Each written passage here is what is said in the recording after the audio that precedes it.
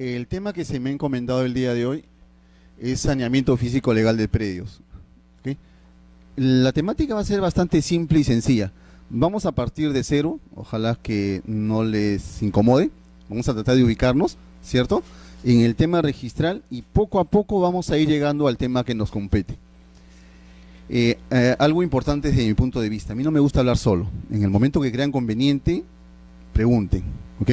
No se sientan cohibidos en ese aspecto. Con toda confianza, pregunten y nosotros interrumpimos en ese momento y absolvemos la consulta que sea necesaria. Solo les pido un favor bien grande. En la medida de lo posible, sus celulares pónganlos en modo de silencio o vibrador, ¿ya? Somos un grupo bastante pequeño, así que creo que nos vamos a entender y a llevar muy bien. Bien, partamos. Vean, en el ámbito registral o en el sistema registral peruano sucede un tema muy importante que...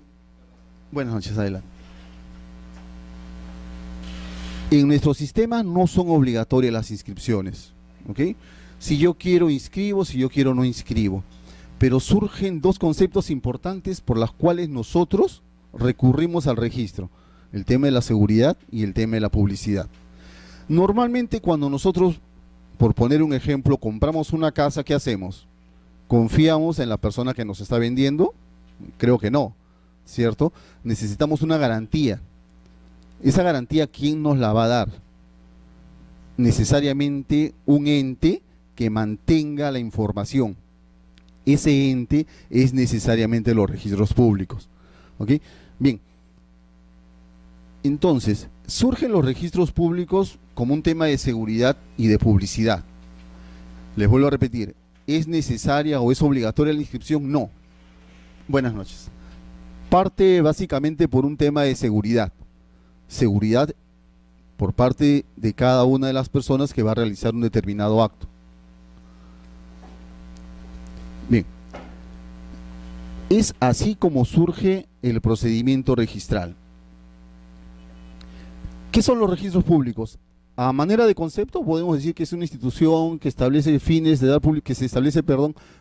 dar publicidad formal a determinados hechos, circunstancias o derechos, que funciona bajo un régimen, bajo una regulación y control de administración pública. Vean, ¿para qué recurrimos nosotros a los registros públicos? Primero, para obtener publicidad de él, ¿cierto? ¿Qué publicidad? Obtenemos información para que nosotros poder adquirir un determinado bien o realizar un determinado acto, ¿ok?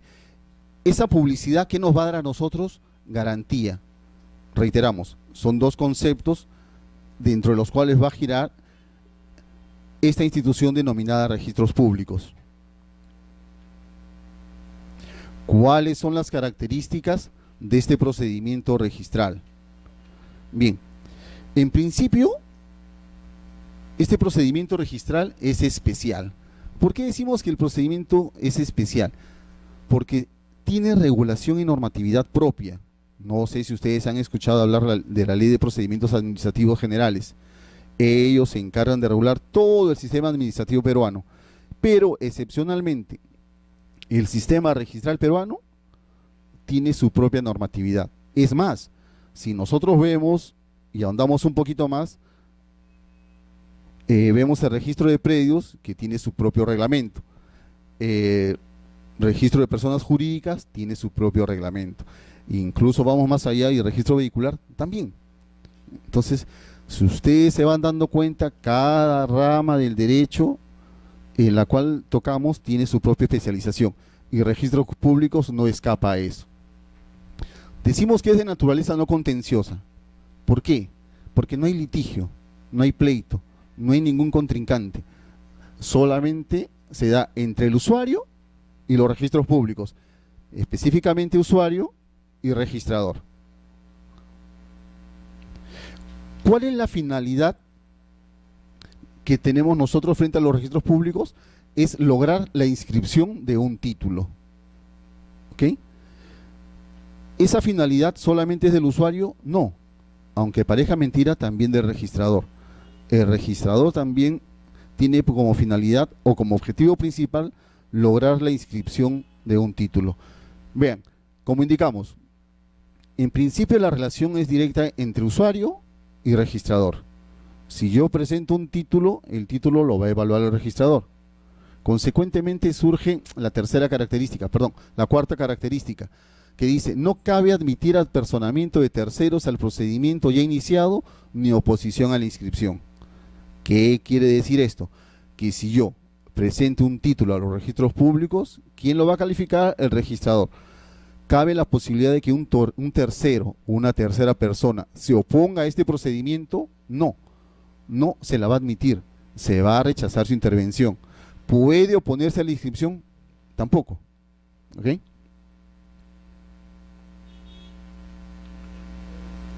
Me avisan si lo estoy hablando muy rápido para ponerle pausa así. Vamos a ponerle un poquito de pausa entonces. Dígame.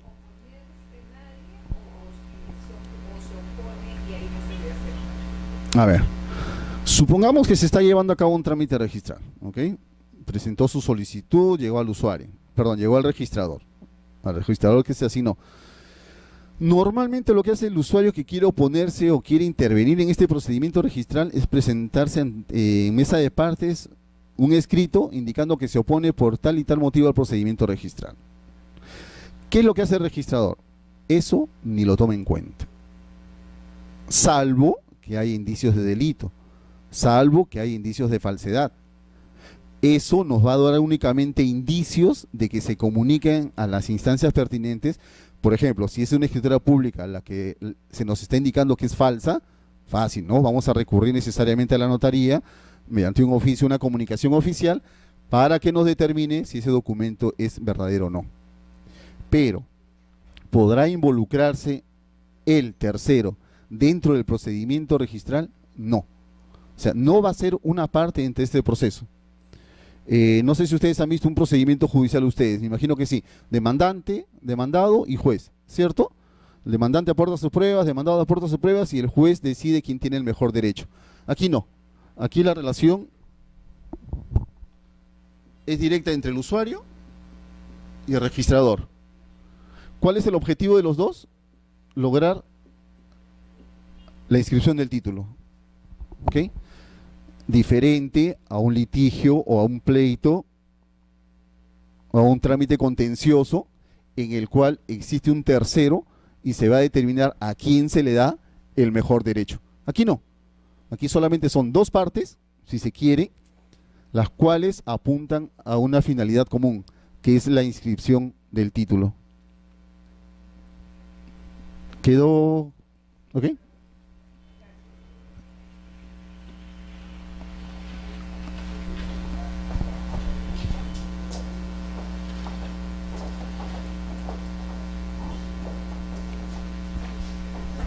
Buenas noches.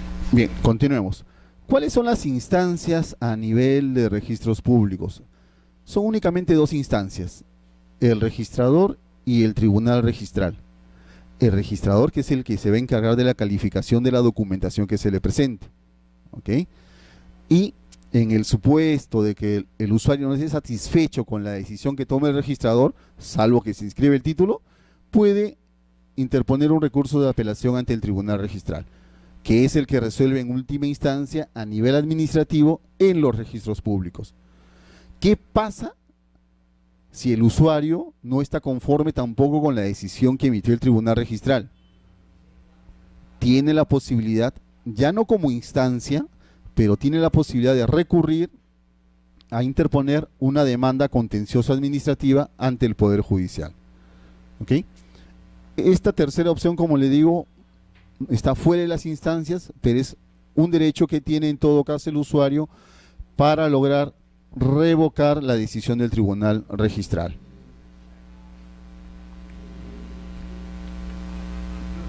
Dígame.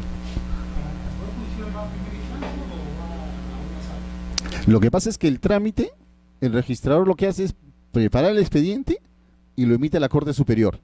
La Corte Superior se encarga de asignar a un juzgado de primera instancia en lo contencioso administrativo para que sea quien lleve a cabo ese procedimiento.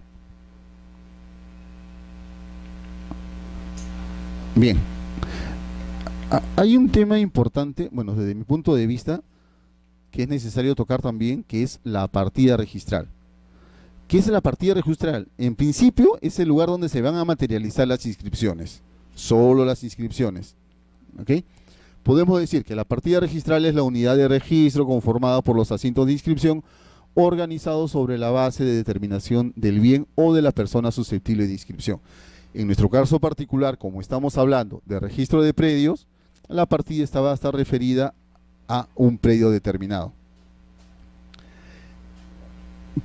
Aquí podemos decir que la partida registral es como la partida de nacimiento de una persona, ¿no?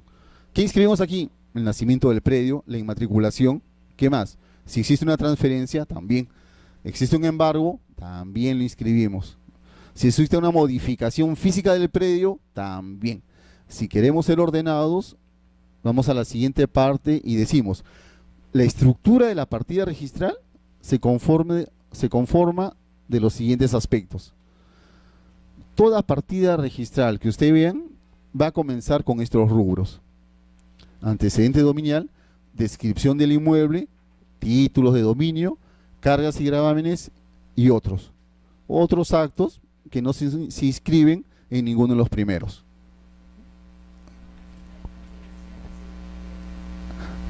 Lo que pasa es que el rubro de cancelaciones se da o nace posteriori, ¿ok? Pero el nacimiento de la partida, ahorita vamos a detallar cada uno de ellos, ¿ok? Bien. Acá vamos, a la parte importante. Descripción del predio. En el caso de la descripción del predio, ¿qué inscribimos inicialmente? La ubicación geográfica del predio, área, linderos y demás datos físicos. En el rubro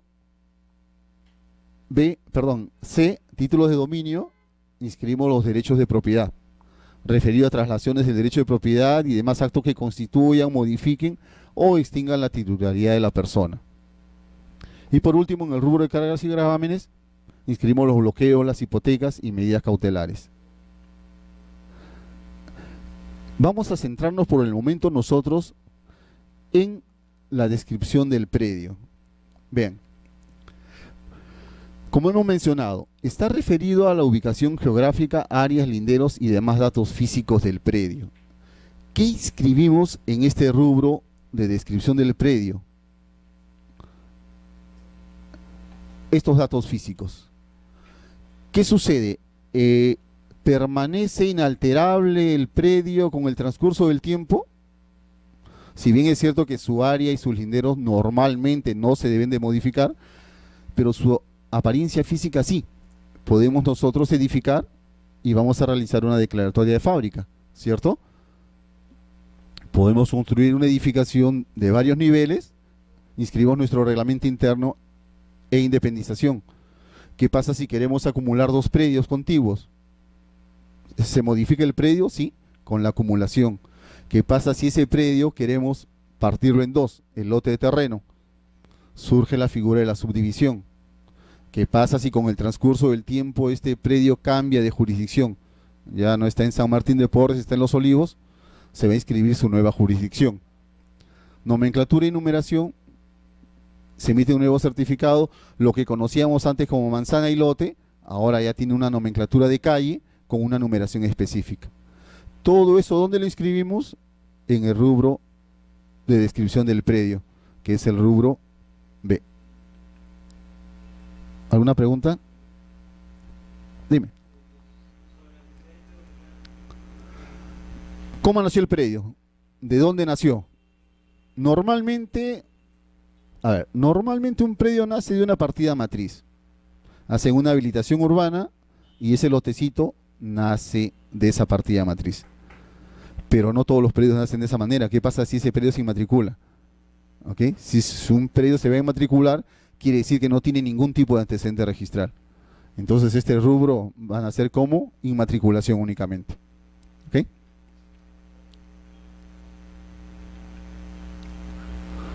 Bien. Sí. La diferencia en realidad es muy sutil. No van a encontrar ustedes en doctrina la diferencia que satisfaga. encuentran por rubros, ¿sí? Es una carga, pues es un bloqueo, es una carga, incluso hasta cargas técnicas, vamos a ver más adelante. Por el contrario, dice, el embargo es una carga, gravamen es la hipoteca, una servidumbre, pero no hay un concepto que nos pueda determinar la diferencia entre ambos.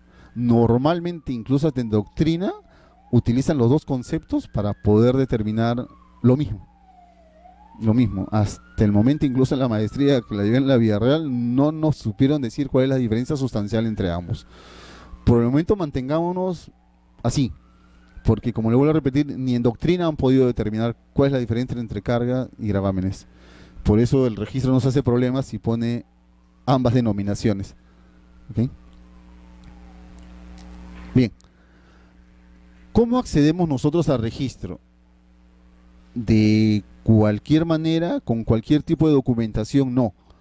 La norma nos exige que nosotros presentemos un título. Se entiende aquí por título, para efectos de la inscripción, el documento o documentos en que se fundamenta inmediata y directamente el derecho o acto inscribible, y que por sí solo acreditan fehaciente e indubitablemente su existencia.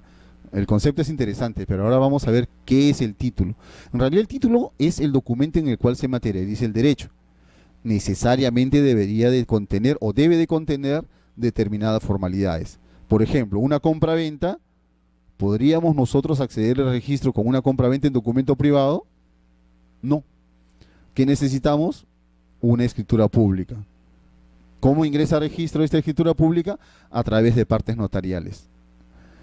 Adelantémonos un poquito. Supongamos en el caso de fábrica, ¿qué documentos vamos a requerir nosotros para poder lograr la inscripción de nuestra declaratoria de fábrica? Dos formas. El título va a ser o el FUE, Formulario Único de Edificación, o el FOR, el Formulario Registral. Ese es el título, ese es el documento que va a dar mérito a la inscripción. Ok. Pero hay documentos también conexos, que no son los títulos, o con los cuales no se va a inscribir, pero sí coadyuvan o van a servir para la inscripción. Un ejemplo claro es, antiguamente, por ejemplo, ¿qué se solicitaba para las compraventas? ¿Solamente los partes notariales? No. Acreditar el pago del impuesto de alcabala, acreditar el pago del impuesto predial, que se tenía que presentar esos documentos. ¿Formaban parte del título? No, pero la norma exigía que se adjunten esos documentos. ¿Servían para acreditar algún derecho? No. Solamente servían para acreditar que se había cumplido con el pago de los tributos. ¿Perdón? No, ya no. No, no. Lo que pasa es que las posesiones a nivel registral no son inscribibles, salvo las de COFOPRI. Pero COFOPRI ya tiene su propio procedimiento administrativo que se encarga de inscribir o de anotar posesiones. Antiguamente, no sé si ustedes habrán escuchado hablar del decreto legislativo 667, que sí estableció posesiones administrativas, prescripciones administrativas. El primer acto, inscribir el derecho de posesión, igual con formularios registrales. Y el segundo, transcurrido, si no me equivoco, 30 días desde la fecha de la última publicación, se efectúa automáticamente la publicación, siempre y cuando no existiere oposición. Pero eso es histórico porque en el año 2010, si no me equivoco, el decreto legislativo, la parte sustantiva fue derogada. Quedó el decreto legislativo 1087, si mal no recuerdo, que vio estos temas rurales, pero ya como trámite administrativo. Con el 667 era abierto, o sea, cualquier persona que estaba en posesión de un predio rural podía iniciar su trámite particularmente. Con la modificación de este decreto legislativo, ya no, solo COFOPRI a través de un procedimiento administrativo. ¿Ok?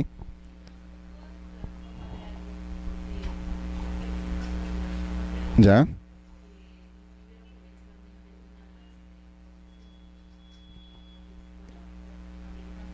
¿Ya? A ver.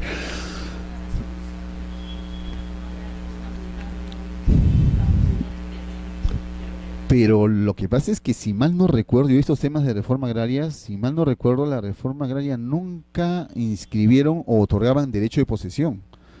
Ellos adjudicaban. Una adjudicación ya es propiedad. Te mentiría si he visto. Lo que sí te puedo decir es en el tema actual de las posesiones con el 667. Todas aquellas anotaciones preventivas que se realizaron a consecuencia de este decreto legislativo no quedan en el aire, ¿ok?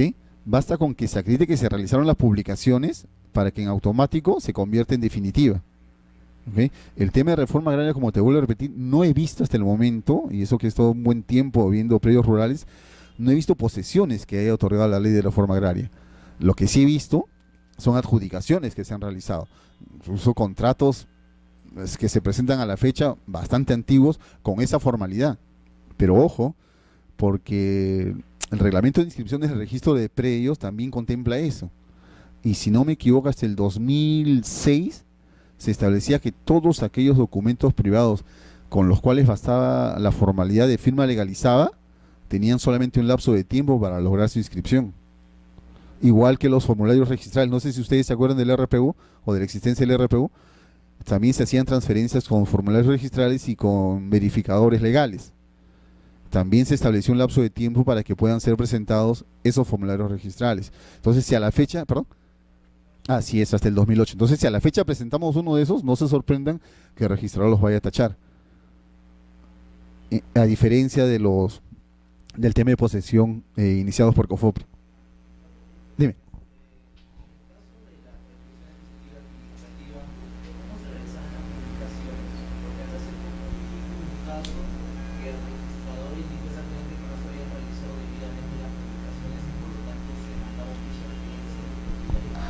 Ya, ese, nos vamos a hacer un pequeño paréntesis, ojalá que les interese a todos, pero es algo importante. Vean, en el tema de posesiones, ¿qué es lo que pasa? Adjuntaban sus formularios registrales, constancia de posesión, una hoja técnica que se me escapa de la mente en estos momentos el nombre, ¿ok? ¿Qué es lo que tenía que acreditar yo? Posesión. La constancia de posesión que me la daba en ese tiempo el PET, después la otorgó COFOPRI. Con todo eso yo acreditaba mi posesión y presentaba al registro mi solicitud para inscribir el derecho de posesión, ¿ok? Una vez inscrito el derecho de posesión, quien realizaba las publicaciones era el mismo registro, la gerencia registral, ¿ok? ¿Qué hacía el registrador? Todo el bloque de inscripciones de anotación de posesión los remitía a la gerencia cada cierto tiempo para que sea la gerencia la que se encargue de publicar. Si existía algún error, era pues imputable al mismo registro, porque aquí el usuario no intervenía en el tema de las publicaciones, ¿ok? Entonces, cuando el registrador... Ahora, como estas inscripciones, luego de verificada la publicación, eran automáticas, el registrador, ¿qué es lo que hacía? Pues tenía que verificar definitivamente el tema de la publicación versus los datos de la partida registral. Que efectivamente, cuando uno pasa un Word a Adobe, creo, para efecto de poder publicarlo, se dan una serie de inexactitudes y comienzan los errores. Les digo porque nosotros, cuando hemos trabajado este tema, muchas publicaciones estaban erradas. ¿Qué se hacía? Buenas noches, adelante.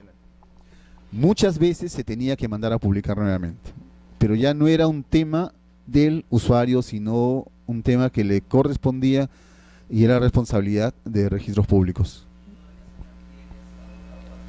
Sí, todavía se mantiene. Todavía están inscribiendo o convirtiendo esa posesión en definitiva y prescribiendo esos predios. ¿Perdón? Rurales, ojo, rurales, cabe la aclaración, solo rurales.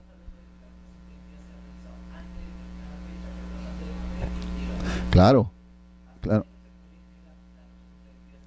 A ver, en el 2010, en junio del 2010, si no me equivoco, salió este paquete de decretos legislativos donde modifican el 667. Y ya únicamente tenía la facultad de poder hacerlo COFOPRI, ya no un particular. Si se logró inscribir la anotación preventiva hasta antes de junio del 2010, no va a haber ningún problema en que a posteriori pueda usted convertir su anotación de posesión en una prescripción adquisitiva de dominio.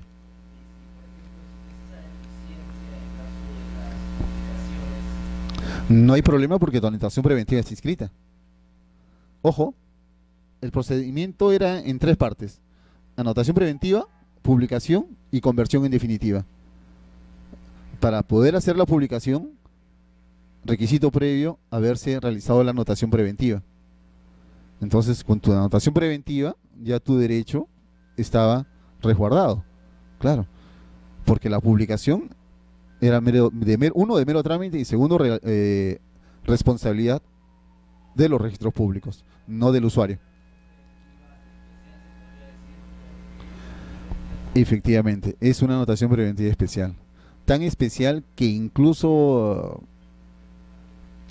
cuando COFOPRI tramitaba estos formularios, también la misma norma le dio un cierto lapso de tiempo para que todos esos expedientes que había recabado, no recuerdo qué lapso de tiempo, se me escapa de la memoria, también pudiera presentarlos al registro. Pero los terceros ya no. Solo facultaba a COFOPRI y a todos los expedientes que había formado dentro de ese lapso de tiempo. Más no. ¿Alguna otra pregunta para poder continuar? Ok. Bien, ya tenemos nuestro título con la documentación complementaria, y el siguiente paso, ¿cuál va a ser? La presentación de nuestro título a los registros públicos. Y normalmente pues decimos comienza el calvario para las personas. Vean, muchas veces, como el procedimiento o la última etapa del procedimiento es el registrador, y supuestamente la documentación que la persona ha concluido debe estar, por así decirlo, perfecta, normalmente nosotros decimos que ya simplemente es una obligación del registrador inscribirlo. Pero surge el tema, como vamos a ver más adelante, de las observaciones. Bien, por el momento vayamos al tema de la presentación del título. Una vez que tenemos nuestro título, ¿qué hacemos? Vamos a registros públicos y la juntamos nuestra famosa hojita verde. ¿Ok? ¿Para qué? Para que se genere el asiento de presentación. ¿Ok? ¿Qué es lo más importante en nuestro asiento de presentación, sin tratar de dejar de lado otros requisitos? Establecer la vinculación con una partida registral. ¿Por qué nos interesa establecer esa vinculación con la partida registral? Porque con eso estamos reservando la prioridad del acto que nosotros estamos solicitando. ¿Por qué? ¿Qué pasa si hoy día a las 3 de la tarde presenté una compra-venta? Los partes notariales para la compra-venta. Y el día de mañana, por un tema de inseguridad, no solamente social, sino también jurídica, esa misma persona le vendió a otra ese mismo predio. ¿Cuál de los dos se va a inscribir primero? El que fue presentado primero. Entonces, por un tema de prioridad, nunca dejemos nosotros de indicar cuál es la partida a la cual está relacionado o vinculado nuestro asiento de presentación. ¿Ya?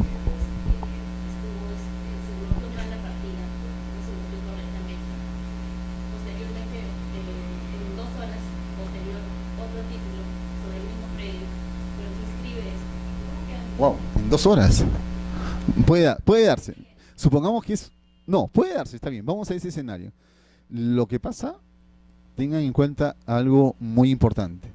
Los efectos de la inscripción se retrotraen a la fecha y hora del asiento de presentación. ¿Ok? Entonces, si bien es cierto... Ojo, pero un pequeño acápite. ¿Qué es lo que pasa si el bloqueo estuvo mal realizado por responsabilidad del usuario? Ese es responsable del usuario. ¿Ok? Porque normalmente cuando un título ingresa al diario, la digitadora lo primero que hace es verificar a qué partida está dirigida. ¿Ok? Y usted eso, ¿de dónde lo obtiene el digitador o mesa de partes? Lo va a obtener de la hoja verde o de la solicitud de inscripción que ustedes han presentado. ¿Ok? Entonces tengan en cuenta algo importante. Ese dato va en la solicitud de inscripción. Al día siguiente recién se lo pasan al registrador. Y el registrador, ¿qué es lo que va a hacer? A primera hora, antes de hacer la distribución de los títulos, va a verificar que ese título esté correctamente bloqueado o con la partida vinculada. ¿Ok? Bien.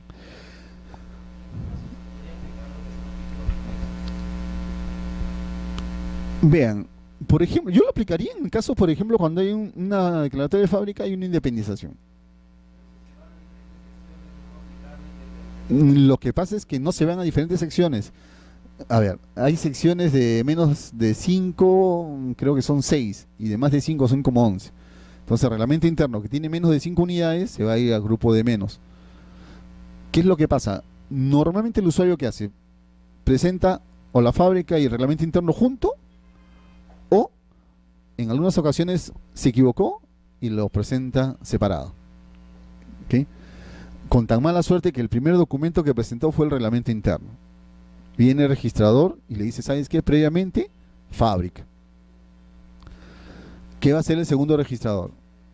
Si es un registrador que tiene cuidado en estos temas, uno, puede agarrar y decir, ¿sabes qué? Es un título conexo, tome el título, encarga de calificarlo todo tú. ¿Ok? Tiene también otra opción. Como es un acto previo, lo va a poder calificar sin ningún problema. Lo que pasa es que ten en cuenta que es un acto previo. Si es un acto previo y el documento preexiste al asiento de presentación, no va a haber ningún problema. Y no va a haber ningún problema. Porque el mismo registrador le está indicando, ¿no? Sabes que previamente tienes que inscribir la fábrica. ¿Cuál es mi acto previo? Ojo, el documento ya preexiste al asiento de presentación, incluso a los dos asientos de presentación. El derecho que te asiste ya existe. No es que el derecho nazca después del asiento de presentación, ese es otro tema ya completamente diferente.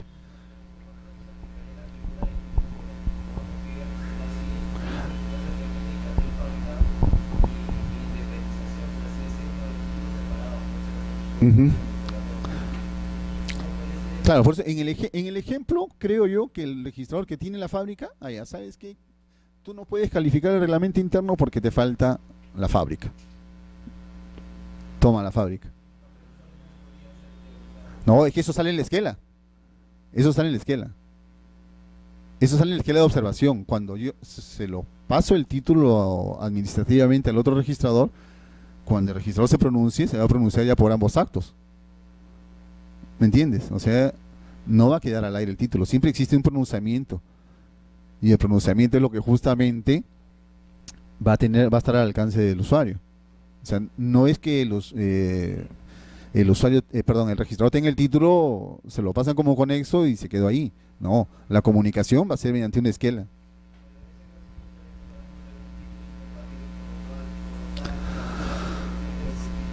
No, pero fábrica con reglamento interno son incompatibles.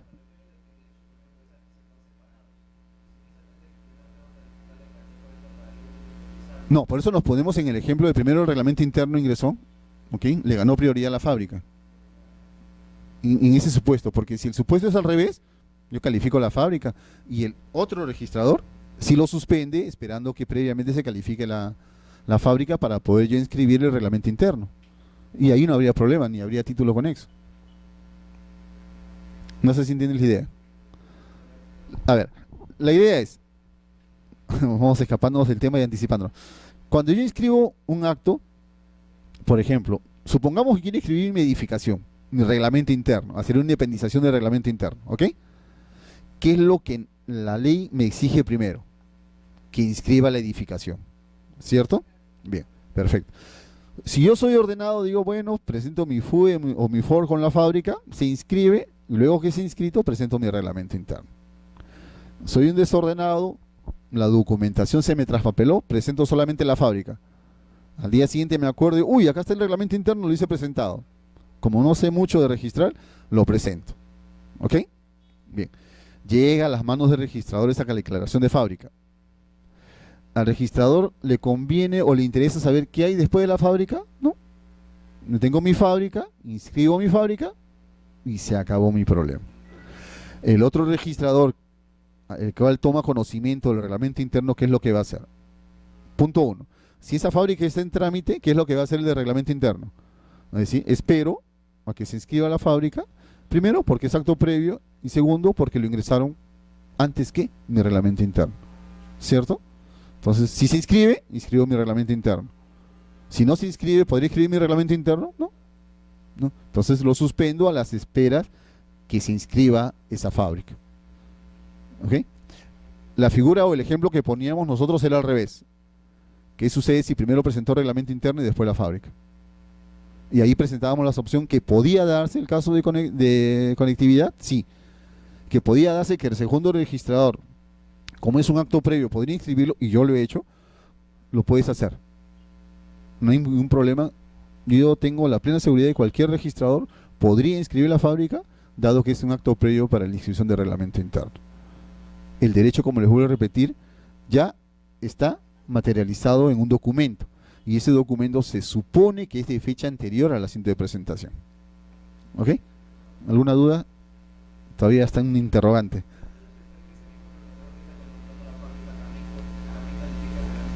Te vas a demorar más. Por experiencia y por práctica, te vas a demorar más. Te vas a demorar más. Puedes pedirlo, sí. De hecho que sí.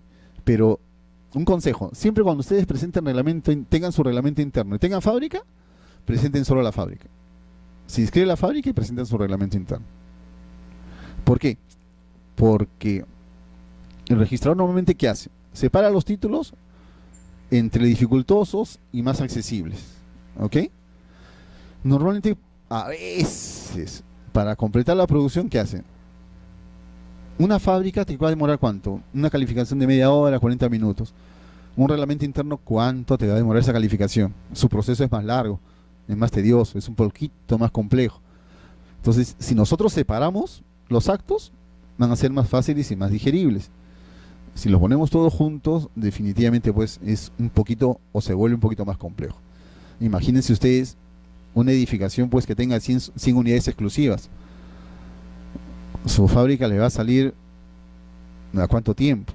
Amén de que el técnico tiene que revisar toda la parte técnica del ingeniero, del arquitecto, en el cual se vuelve mucho más tedioso todavía.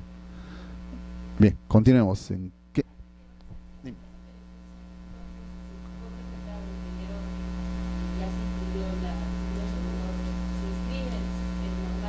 Sí, el reglamento interno. Perdón, me perdí. Ya. Ujú.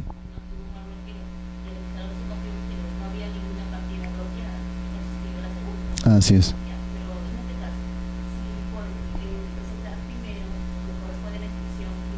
Ujú.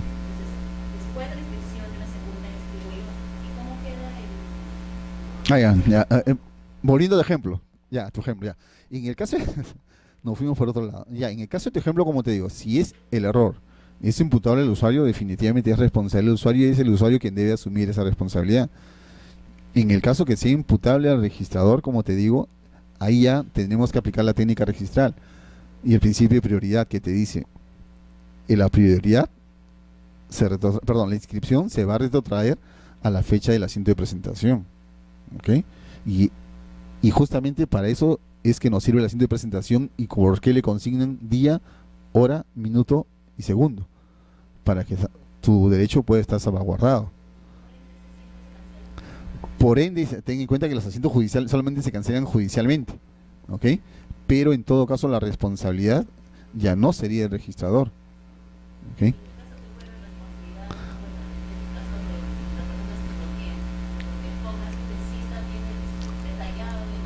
Claro, lo que pasa es que todos los títulos nos van a llegar a todos los registradores a primera hora.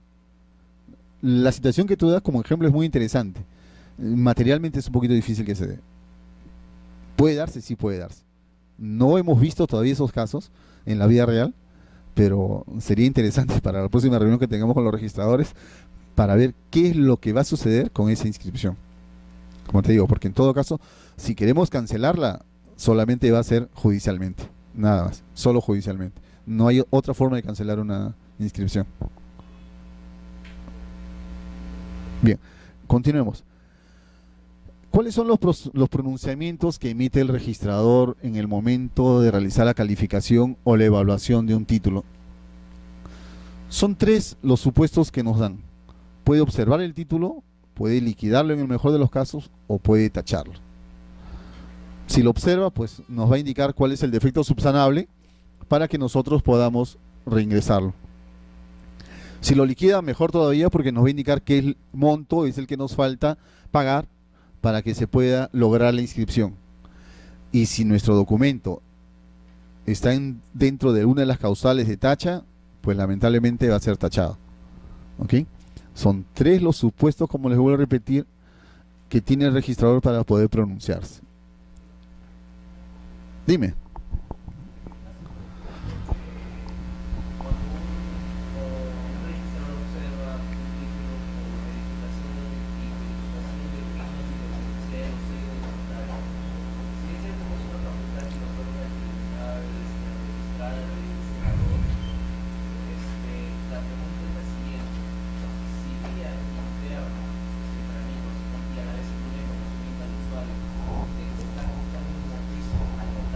Ujú.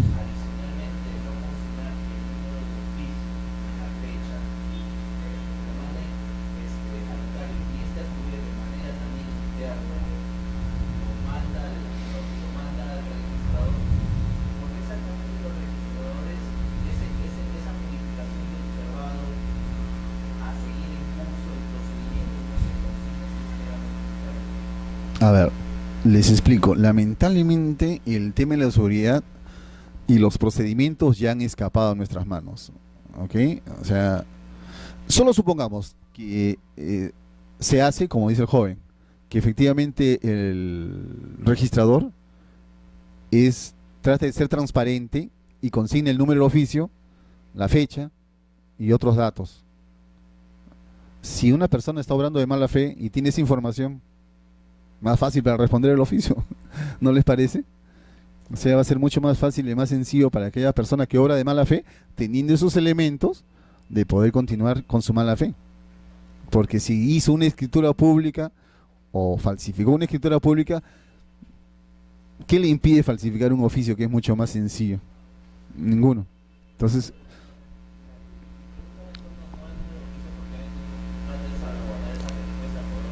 y claro, pero justamente te digo, pienso y justamente trato de justificarlo de esa manera. O sea, a mí, yo le he indicado al usuario en mi esquela que se ha comunicado a la notaría o se ha solicitado a notaría información. Justamente una documentación, una información que es el notario el único que me va a poder responder. No, no, tu usuario, tú no vas a intervenir en ese proceso porque mis dudas van a seguir y voy a seguir observando tu título. Lo que se quiere justamente es, incluso ese documento debe ingresar por hoja de trámite, no debe ingresar a través de la subsanación común y corriente.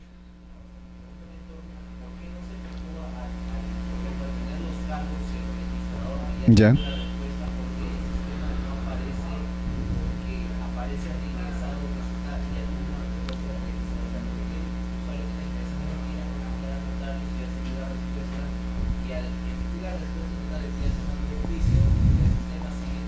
Ah, bueno, me imagino porque a lo mejor el registrador está esperando que subsanen todo lo demás para poder emitir un pronunciamiento integral de toda la documentación.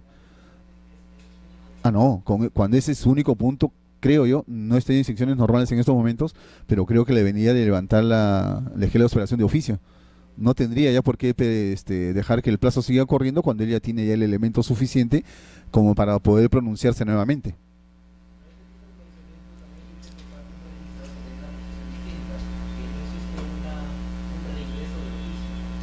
¿Por qué no? El tubo, si no me equivoco, te faculta que tú puedas levantar una observación. El Reglamento General de Registros Públicos faculta al registrador a que tú, cuando lo considere conveniente, poder levantar.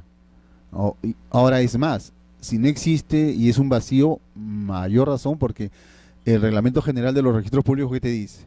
Facilitar la inscripción. Y un mecanismo es justamente, si yo tengo ese elemento suficiente y justamente estoy impidiendo de que sea el usuario quien subsane y estoy esperando una comunicación interna, eso debería adelantarse de oficio. O sea, ¿qué documento debería de presentar el usuario para que se levante esa observación? Ninguno. Ya lo presentó el notario.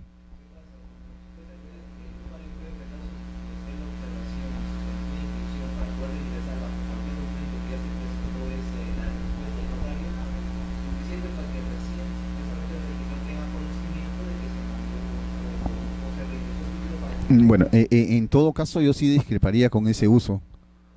Con ese uso yo discreparía porque el registrador, creo, de acuerdo al reglamento general, tiene facultades suficientes como para poder levantar esa observación y solicitar a mesa de partes. Hasta ahí creo que no hay ningún problema. ¿Quieres? Sí.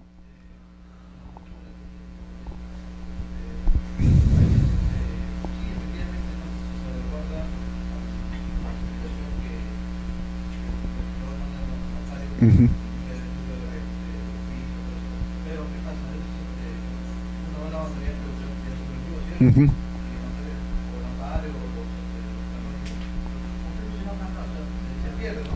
Ese es cierto también. Ujú. Claro,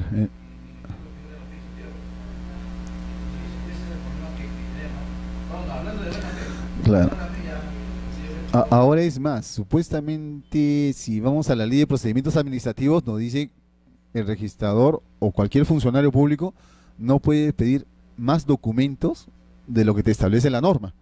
Y eso, si ustedes buscan un amparo legal, no hay.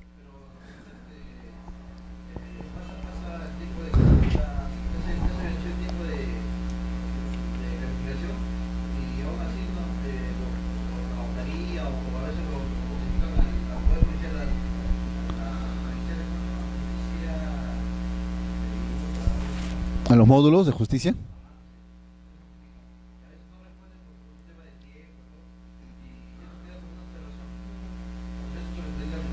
Definitivamente.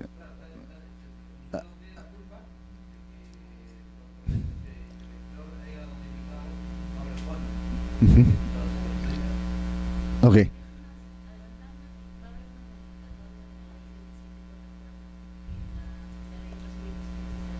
Ya.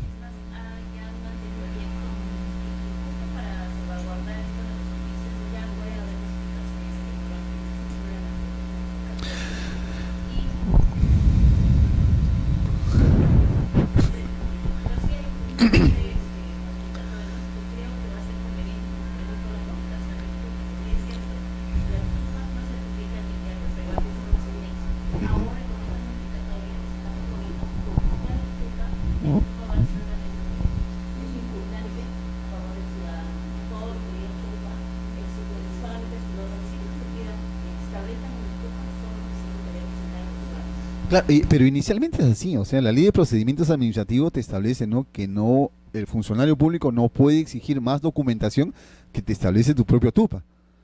Por eso, o sea, si ustedes son legalistas, recorren al TUPA de los registros públicos y en qué parte dicen, qué parte del procedimiento es que el registrador debería oficiar. No, me refiero a si es o no es un requisito dentro del procedimiento de calificación del título. A eso me refiero.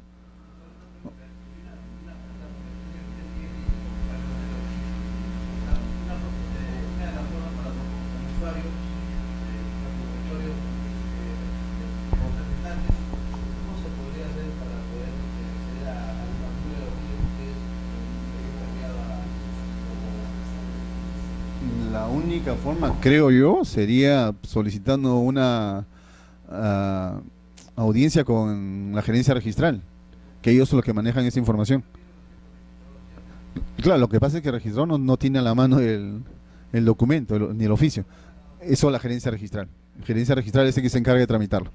Ok, bien, continuemos porque si no, no vamos a avanzar. Bien, vamos a llegar al punto de partida de nuestro estudio, la declaratoria de fábrica. Ya sabemos nuestra declaratoria de fábrica a dónde está dirigida o a qué rubro de la partida, ¿cierto? Entremos a lo mejor ya un poco más ya de lleno al tema que nos trae. La declaratoria de fábrica. Dice, es el reconocimiento legal de la existencia de cualquier tipo de obra sujeta a este reglamento. Habíamos puesto este reglamento porque se supone que está regulado por la 27157 y su reglamento, el decreto supremo 035-2006, vivienda, si no me equivoco. Bien. Se realiza mediante una declaración de propietario que cumpla con las formalidades y trámites establecidas por la ley. También comprende la demolición total o parcial, ampliación, modificación o remodelación de la fábrica inscrita. Entonces, dentro del ámbito de la declaratoria de fábrica, son varios los actos que nosotros vamos a entender. Bien, esta declaratoria de fábrica, ¿en qué documentos se materializa? Bien, dependiendo de la regulación, se puede dar de dos formas: a través del formulario único de edificaciones, FUE, con la ley 29090. ¿Ok? Hacemos nuestro trámite municipal, concluye nuestro procedimiento administrativo municipal y recurrimos a los registros públicos. ¿Ok? Como no es un tema dentro del cual nos vamos a involucrar mucho, solamente vamos a establecer en estos momentos las diferencias entre uno y otro trámite. La diferencia básica, ¿cuál es? Que en el primero interviene la autoridad municipal. ¿Ok? En el segundo, no. Esa es la diferencia sustancial de nuestro trámite. Bien.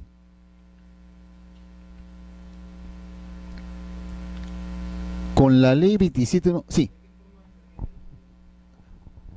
Es ante quien la tramita, quien te da la licencia y quien te da la conformidad de obra. Bien, por el contrario, el 20 de julio de 1999, si no me equivoco, se dio la ley 27157. ¿Qué o cuál es la parte sustantiva de esta norma? Esta norma lo que trató justamente es de regularizar todas las fábricas que se habían realizado hasta antes del 21 de julio de 1999. Entonces, dado la informalidad en la cual siempre hemos vivido, se trató de regularizar. Vean, es del año 1999 y todavía seguimos inscribiendo fábricas en vía de regularización. Ustedes explican cómo fábricas o edificaciones que se realizaron a esa fecha todavía se siguen inscribiendo. Sin temor a equivocarme, creo que hay muchas de estas fábricas. Nosotros no hacemos trabajo de gabinete, solamente hacemos trabajo de gabinete, no de campo. Nosotros confiamos ciegamente en lo que dice el verificador y el propietario. ¿Ok? Continuemos.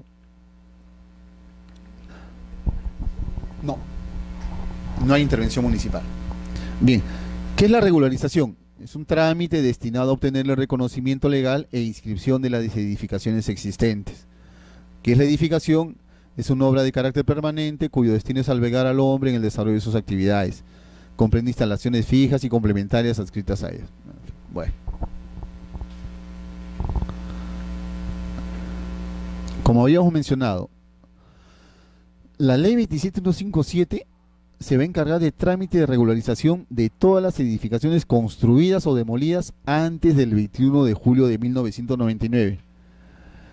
Ellas, supuestamente, pues, no tienen licencia, menos conformidad de obra o carecen de ella. ¿Ok? Entonces, basta únicamente, primer requisito, con cumplir el requisito que la edificación se haya realizado antes de esta fecha para que nosotros podamos aplicar esta norma. ¿Cuáles son los profesionales que intervienen en el proceso de regularización? Son dos: el notario y el verificador. ¿Alguien trabaja en notaría?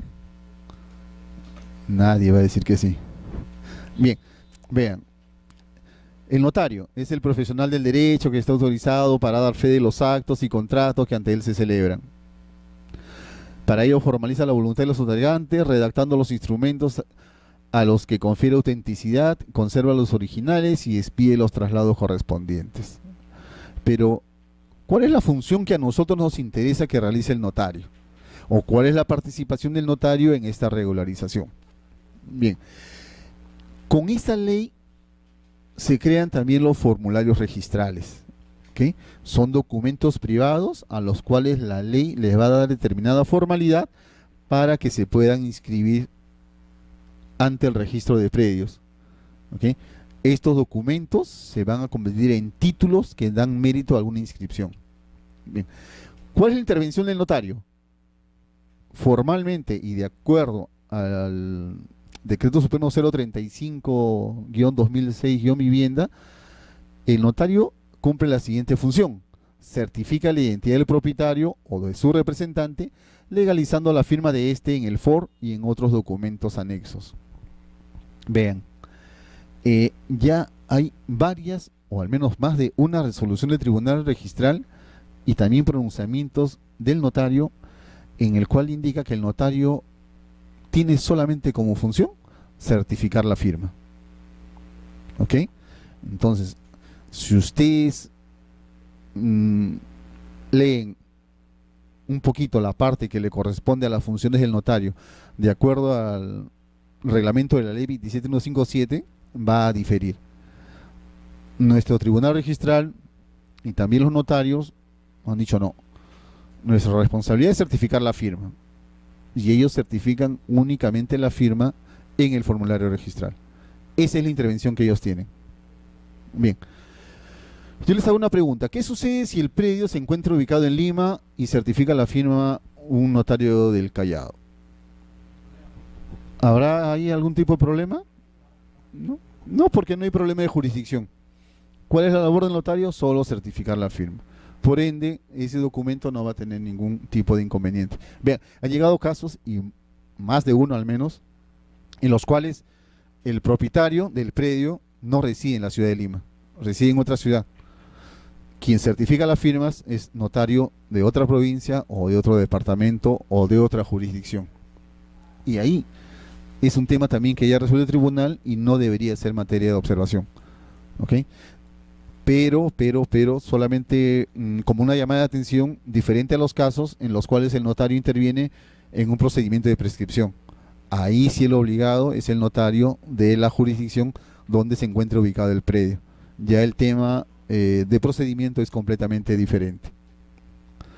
Bien, en el formulario registral, ¿el notario solo certifica la firma de los propietarios? No, también certifica la firma del verificador. La norma dice, certifica la identidad de o de los verificadores, constata la vigencia de su registro y legaliza su firma en el FOR, planos y el informe técnico de verificación. En realidad, a la práctica, si nos remitimos a la práctica, el notario se va a encargar de certificar las firmas tanto del propietario como del verificador. Dime, disculpa.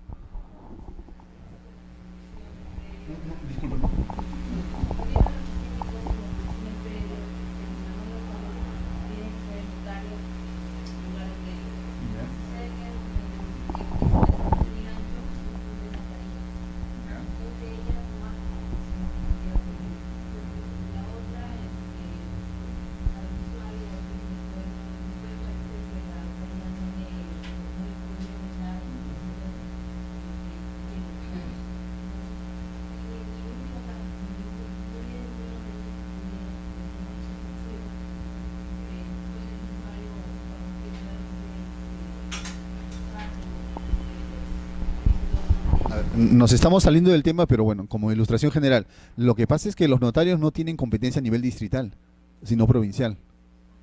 Así es. Entonces, basta con que sea provincia de Lima para que el notario pueda actuar en ese procedimiento. ¿Ok?